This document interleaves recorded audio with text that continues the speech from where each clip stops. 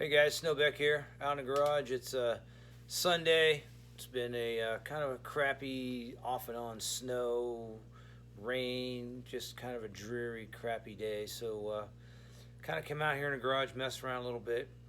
Now it's been a couple of weeks since I've done a video, so and to be honest with you, I haven't really got much done. As you know, I own a business in the automotive industry, and we've been very busy, and been doing a lot of stuff. I had to do a lot of things around the house. You know how that goes. And well, we took a little trip and went down to Myrtle Beach, and well, let's take a look at the view. Wasn't bad. Looks nice, huh? So how can you blame me? Took a little trip, went down to Myrtle Beach, and took another little camping weekend, and it's been nice on the weekends, so we've been doing a little camping. Haven't had a lot of time to get much done out in the garage, so you know, might as well take advantage of the warm weather if we got it. So let's do whatever we can outside until we can't anymore. So the nice thing is my garage is heated, so and it won't be long. I'll be turning that heater on, and so now my plan is I want both cars done by springtime. I'm going to have the engine and tranny done in that one. And I know I keep saying that, but you know, I've had too much other stuff to do, so I'm going to get the engine and tranny in that one. And first of all, I'm going to get that tranny pulled out of that 77, and I'm hoping that the reason the engine won't spin is just something in the transmission, the torque converter, something's messed up. So we're going to get that taken care of, get that tranny fixed, put it back in. We'll put a breaker bar on the engine after I pull the tranny and see if it starts spinning. If it don't, then everything's coming out. And then I did weld up the exhaust. We'll take a quick peek. We'll take a quick peek at that. You can see, you know, we went with the X-pipe exhaust. I got it leaning on the 78 right now, so I just went through and did a little welding, welded everything up, and basically that's all there is right there. Because these, they bolt right, you know, they screw right to the headers, and then the end, you know, goes right to the mufflers. I'm not going to weld the mufflers on in case I want to change them. As a matter of fact, I don't think I'm going to go with these mufflers anyway. We're going to change them, and they're just not loud enough. And it says they're turbo. They're supposed to be turbo. They're supposed to be like the equivalent to a MagnaFlow, but they're not, trust me. So we're going to put something a little noisier on there. And so that's the exhaust. That's going to go back on. And I had a few leaks. I think I showed you before. So now that that's all welded up, we shouldn't have any problem with that. So like I told you, this is just a quick video. I just wanted to give you a quick update on how things are going with these two Mustangs and what's been going on lately.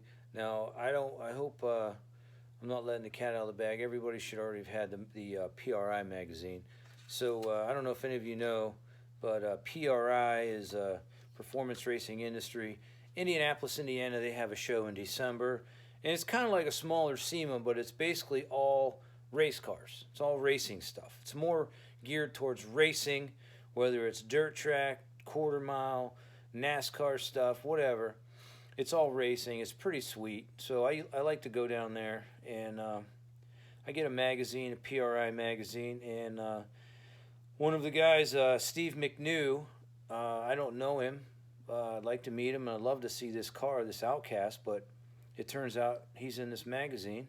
Pretty sweet. I always like to see a Mustang 2 in a magazine. We don't see too much of that. So big shout out to getting the Outcast in a Performance Racing Industry magazine. So that's pretty sweet.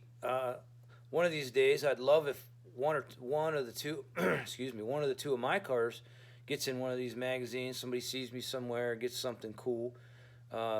I really, like I said, I really want to take the 78 to SEMA.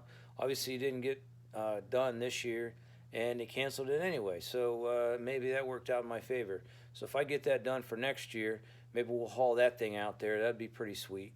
And it'll just be sitting in the outside area, because all the cool cars that guys like I do, and like Steve here, cars like that, you know, maybe we don't have a bunch of sponsors. Maybe we don't have a big $1 million shop. So it's just guys doing this stuff in the garage. They bring their cars out, and they're all sitting around the outside in the entry area of SEMA. And there's all kinds of really cool cars that are just regular dudes build them up, and they're pretty sweet. So I'm pretty bummed out. There's no SEMA this year. I actually should be in Vegas right now, and instead I'm here in good old Ohio. But I just talked to my cousin who lives in Vegas, and she said it sucks right now anyway. They got half the stuff is closed. The shows are closed. You got to wear a stupid mask everywhere in the casinos, and it's just a big bummer. So it's probably better off we don't go anyway, because I don't want to deal with all that. So hopefully after the election, things will start to go back to normal, and we'll get all these states open that need to be open, and move forward and get our lives back in order. So the next video I make will be pulling out the transmission, and definitely be doing that and getting some more work done. I got a little more body work to do on the 78. I got a little bit of surface rust on the bottom of the doors, and I do have a little bit of a little bit of rust on the fender on the other side that I actually have to cut a small piece out, weld a new piece in, and then I'll glaze that over. So I appreciate you watching.